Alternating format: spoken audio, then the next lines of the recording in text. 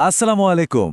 আমার যে বোনেরা আজ বুকের ভেতর একটা ভারী পাথর নিয়ে শুনছেন, যারা জীবনের এক খুব কঠিন চৌরাস্তায় দাঁড়িয়ে বিভ্রান্ত হয়ে ভাবছেন, এই সংসারটাই কি আর টিকবে নাকি এখানেই শেষ?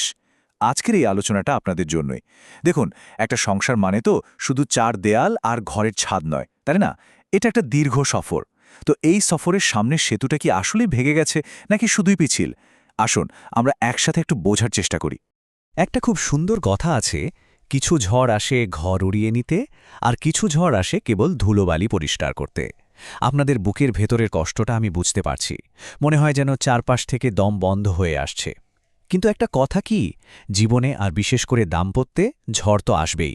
আমাদের শুধু বুঝতে হবে এই ঝড়টা কি ঘর ভাঙার ঝড়, নাকি শুধুই একটা ধাক্কা যা আবার ঠিক হয়ে যাবে। না বুঝে হঠাৎ করে রাগের মাথায় তো এমন কোনো সিদ্ধান্ত নেওয়া যায় না, যার জন্য সারা জীবন আক্ষেপ করতে হয়। তো আমাদের মূল প্রশ্ন হল, সামনের সেতুটি কি ভাঙা নাকি শুধু পিচ্ছিল? এই সম্পর্কটা কি একটা ভাঙা নৌকা যার তলায় ফুটো হয়ে গেছে, আর আজ হোক বা কাল সেটা ডুববেই?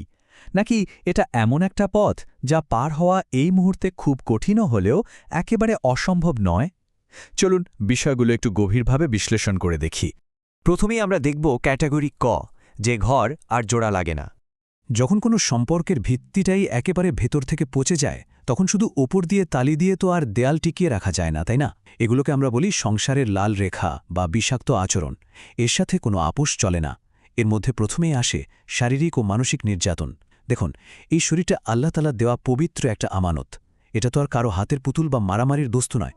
যদি কোনো স্বামী স্ত্রীর গায়ে হাত তোলে, আর তার চোখে যদি এক ফোঁটাও পানি না থাকে, বুকে কোনো অনুশোচনা না থাকে, তাহলে নিশ্চিত জানবেন সে আবারও হাত তুলবে। সেখানে আসলে জীবনের কোনো নিরাপত্তাই নেই। এরপর আসে চরম লোভ এবং অবহেলা। এটাকে আমরা শুকনো কুয়ার সাথে তুলনা করতে পারি। ধরুন, একটা কুয়া শুকিয়ে একেবারে কাঠ হয়ে গেছে।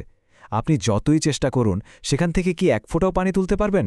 ঠিক তেমনি যে পুরুষ টাকার নেশায় বা অন্য কোনো খারাপ নেশায় ডুবে গিয়ে নিজের স্ত্রী সন্তানকে না খাইয়ে রাখে, নিজের দায়িত্বগুলো পালন করতে অস্বীকার করে, সে আসলে পরিবারের খুঁটি হওয়ার যোগ্যতাটাই হারিয়ে ফেলেছে। যে কুয়া থেকে পানি ওঠে না, তার পাশে বসে থাকার তো কোনো মানেও হয় না। আর এর সাথেই আসে অনুশোচনাহীন বিশ্বাসঘাতকতা। বারবার বিশ্বাস ভাঙা এবং নিজের স্বভাব পরিবর্তন না করা, এর মানে হল সেই সংসারের আত্মাটাই মরে গেছে। যে মানুষটা বারবার ইচ্ছা করে বিশ্বাস ভাঙে, সে মূলত একজন নারীকে মানুষ হিসেবেই সম্মান করে না। আর এমন মানুষের সাথে থাকা মানে তো প্রতিদিন নিজের আত্মসম্মানকে জবাই করা, তাই না?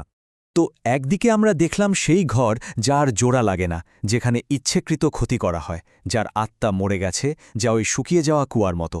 আর অন্যদিকে থাকে সেই ঘর যা হয়তো কেবল পরিস্থিতির শিকার, ঝড়ে ক্ষতিগ্রস্ত হয়েছে, কিন্তু নতুন খুঁটি দিলে আবার শক্ত করে দাঁড় করানো যাবে। একটু সময় নিয়ে কথাগুলো ভাবুন তো। এতটা সময় আমরা খুব ভারী এবং কষ্টের কিছু বিষয় নিয়ে কথা বললাম, কিন্তু সব মেঘেই তো আর বৃষ্টি হয় না, তাই না? অন্ধকারের মধ্যেও আশা বেঁচে থাকে। এবার আসুন আমরা ক্যাটাগরি খ নিয়ে কথা বলি, যে ঘর মেরামতযোগ্য। অনেক সময় একটা বড় ঝড়ে ঘরের চালা উড়ে যেতে পারে, খুঁটি নড়ে যেতে পারে। তার মানে কি এই যে পুরো বাড়িটাই ভেঙে ফেলতে হবে? একদম না। হয়তো সেখানে শুধু কয়েকটা নতুন খুঁটি দরকার। ধরুন, কারো স্বামী খারাপ বন্ধুদের পাল্লায় পড়ে বা কোনো মনের বেমারে ভুগে সাময়িকভাবে পথভ্রষ্ট হয়েছেন। ভুল তো মানুষের হতেই পারে, কিন্তু তার ভেতরে যদি গভীর অনুশোচনা থাকে, তার ভুলের জন্য সে যদি সত্যি লজ্জিত হয়, চোখের পানিতে আন্তরিক আক্ষেপ দেখা যায়, তবে তাকে সরাসরি ছুঁড়ে না ফেলে সংশোধনের একটা সুযোগ দেওয়া উচিত। আর এই ঘর মেরামতের কাজের সবচেয়ে বড় ভূমিকা রাখতে পারে আমাদের মুরব্বি ব্যবস্থা। যদি ভুল বোঝাবুঝির কারণে দূরত্ব তৈরি হয়, আর সেই মানুষটি যদি পরিবারের মুরব্বিদের কথা শোনেন, নিজের ভুল স্বীকার করে ভালো হওয়ার প্রতিশ্রুতি দেন, তবে তাকে একটা সুযোগ দেওয়াটাই পরম মানবিকতা। সে হয়তো রাস্তার সেই পথের বাতিটার মতো, যার কাঁচে কিছুটা ময়লা জমেছে বলে আলো ঠিকমতো আসছে না। কাঁচটা একটু মুছে দিলেই কিন্তু সে আবার পথ দেখাবে। ছোটখাটো কারণে বা সাময়িক অভাবে আস্ত একটা সংসার ভেঙে ফেলা মোটেও বুদ্ধিমানের কাজ নয়। তো আমরা দুটো দিকই দেখলাম। এবার তৃতীয় অংশ, সত্যের আয়না। কিভাবে পরিস্থিতি যাচাই করবেন? এখন আপনাদের মনে একটা খুব স্বাভাবিক প্রশ্ন আসতে পারে, আমি বুঝব কি করে যে সে কি ইচ্ছা করে ক্ষতি করছে নাকি আসলেই পরিস্থিতির শিকার?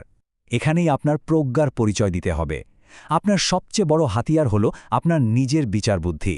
নিজেকে খুব শান্তভাবে দুটো প্রশ্ন করুন। আমি কি এই ঘরে নিরাপদ? মন যদি ভেতর থেকে চিৎকার করে বলেন না, তাহলে বুঝতে হবে সেখানে আর এক মুহূর্ত থাকা উচিত নয়। আর যদি দ্বিতীয় প্রশ্ন করেন, সে কি নিজের ভুল বুঝতে পারছে? এবং উত্তর যদি হ্যাঁ হয় তাহলে বুঝতে হবে সেখানে এখনও ধৈর্যের অবকাশ আছে, সমাধানের পথ আছে। এই পরিস্থিতি যাচাই করার জন্য আমি আপনাদের একটা ছোট্ট নীরব পরীক্ষা করার পরামর্শ দেব। যখন চারদিকের কোলাহলে মাথা কাজ করে না, তখন সম্পূর্ণ একা 5 মিনিট চুপ করে বসুন। চোখ বন্ধ করে কল্পনা করুন আজ ঠিক আপনার জায়গায় আপনার নিজের আদরের মেয়েটি দাঁড়িয়ে আছে। একজন মা হিসেবে আপনি তাকে কি উপদেশ দিতেন? তাকে কি সেখানে পড়ে থেকে দিনের পর দিন মার খেতে বলতেন, নাকি সম্মান নিয়ে বেরিয়ে আসতে বলতেন? ভেতরের সেই মায়ের মন আপনাকে যে উত্তরটা দেবে, জানবেন সেটাই চূড়ান্ত এবং অকাট্য সত্য। যখন নিজের ভেতরের সত্যটা জেনে যাবেন, তখন সামনে এগোনোর সম্মানের পথগুলো অনুসরণ করতে হবে। প্রথমেই কোনো আড়াল না রেখে, কষ্ট না লুকিয়ে খোলাখুলি কথা বলুন। তাতে কাজ না হলে বিশ্বস্ত মুরব্বি বা আলেমদের যুক্ত করুন। এটা একটা ঘর বাঁচানোর সঠিক প্রচেষ্টা। কিন্তু সব চেষ্টার পরও যদি মনে হয় আর সম্ভব নয়, তবে সেই সিদ্ধান্তটি সম্মানের সাথে নিতে হবে এবং নিজের নিরাপত্তা নিশ্চিত করতে হবে। মনে রাখবেন, জুলুম থেকে বাঁচার জন্য আল্লাহ তাআলা নিজেই বিচ্ছেদের পথ খোলা রেখেছেন। বিচ্ছেদ মানেই পৃথিবীর শেষ নয়, এটা একটি বিষাক্ত জীবন থেকে মুক্তি পাওয়ার নতুন শুরু। সবসময় মনে রাখবেন, একজন নারীর সবচেয়ে বড় শক্তি হল তার নিজের মর্যাদা সম্পর্কে তার জ্ঞান। সৃষ্টিকর্তা আপনাকে যে সম্মান দিয়েছেন সেটা যখন আপনি বুঝবেন, তখন আপনি আর কারো দাসের মতো অকারণে অবহেলিত হয়ে জীবন কাটাবেন না। নিজের মূল্য বুঝতে শিখলে কেউ আর সহজে আপনাকে কষ্ট দিতে পারবে না। আপনাদের সিদ্ধান্ত যাই হোক না কেন, একটা কথা খুব স্পষ্টভাবে মনে রাখবেন, যারা নিজেদের আত্মার মূল্য দেয়, আল্লাহ সবসময় তাদের সাথে আছেন। ওই সমাজ কি বলবে তা নিয়ে একদম ভয় পাবেন না, কারণ আপনার কষ্টের দিনে সমাজ কিন্তু আপনার চোখের পানি মুছিয়ে দিতে আসবে না। বরং ভয় পান এমন একটা জীবনকে যা শুধু মানুষের কথায় নীরবে নিভৃতে নষ্ট হয়ে যায়। রবের সামনে তো নিজের জীবনের হিসাব আপনাকেই দিতে হবে। তাই আজ নিজেকে একটি প্রশ্ন করুন, সমাজের ভয়ে কি আজীবন একটি মৃত কুয়ার পাশে বসে থাকা উচিত, নাকি নিজের আত্মসম্মানকে সঙ্গী করে নতুন কোনো পথের সন্ধান করা উচিত?